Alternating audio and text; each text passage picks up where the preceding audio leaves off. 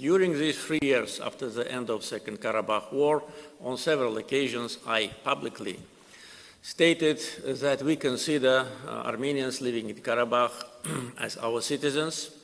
We think that they have been subject of manipulation by the leaders of separatists, and we offered them conditions under which they can stay and continue to live on that area. And that was totally in line with international law, as I already said. The only thing they had to do, they had to apply for Azerbaijani citizenship.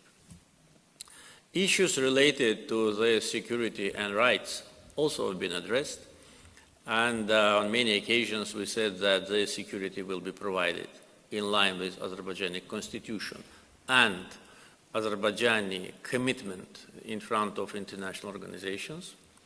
And with respect to their rights also, we publicly stated that their rights also will be provided based on that. The process was taking a long time, and then we realized that there is a kind of a barrier between us and Armenians in Karabakh. Whether that barrier was built by Armenian government or local separatists, I don't know.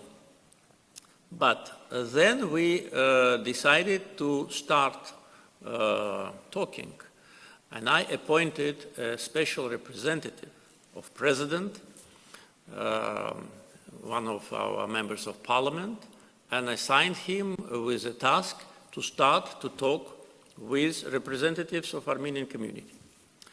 And even we agreed that the first meeting will take place in Khojaly, at that time still under occupation, in the premises of Russian peacekeeping forces. So that meeting took place.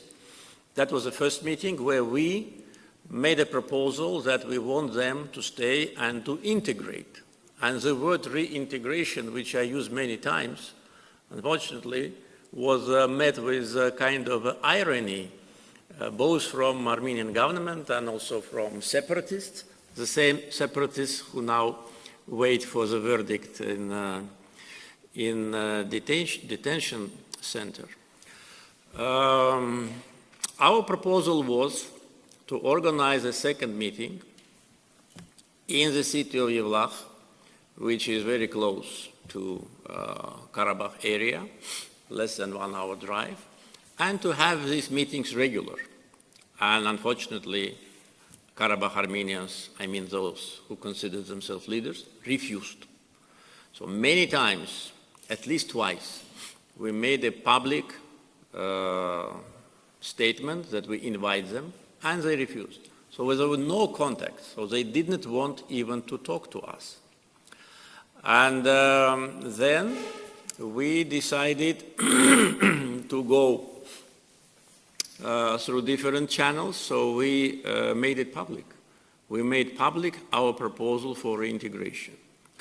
And it was published, you can find it, anyone can get acquainted with that. We opened a reintegration electronic portal where everyone can register as a person who wants to get Azerbaijani citizenship. And all the rights which we offered to them, and of course that also was a subject for further consultations, but what we offered to them was absolutely, I think, acceptable and based on best practices, based on European conventions on national minorities, European Convention on languages, etc. Right for education in their own language, religious right, cultural rights, municipal rights, to select their representatives through municipal elections. Even we delivered a message to them that we will have a municipal elections in the end of 2024, so they will participate. They will select their representatives who will be the leaders of the municipalities. So what else should we have provided or offered? It was maximum, and it was totally transparent. This proposal was sent by us to those capitals which wanted to be mediators, I mean European Union, Brussels, and Washington. So we did it absolutely transparently, but the answer was no. And you know when they agreed to meet? Only after 20 September. So after September 20, when already we had to use force in order to restore our sovereignty, their representatives came to Yevlach. And they came twice, not once. And the question is, why didn't they come before? If they came before, there would have been no need for anti-terror operation. So this is the history, the recent history. So what about now? Now this proposal is on the table. Our electronic portal is functioning. We had already several appeals from Karabakh Armenians. Some of them prefer to stay there, and they live there. We assigned our representatives from a state migration agency and the Ministry of Social Protection to take care of those who cannot, provide their own, comfort, or because now it's area where you have to be protected by social agency, because you have to eat, you have to have heating, you have to have other means of living. Not many of them, I would say, remained. But those who remain, they've been taken care of. And those who want to come back, they can use the mechanism which I already informed you about.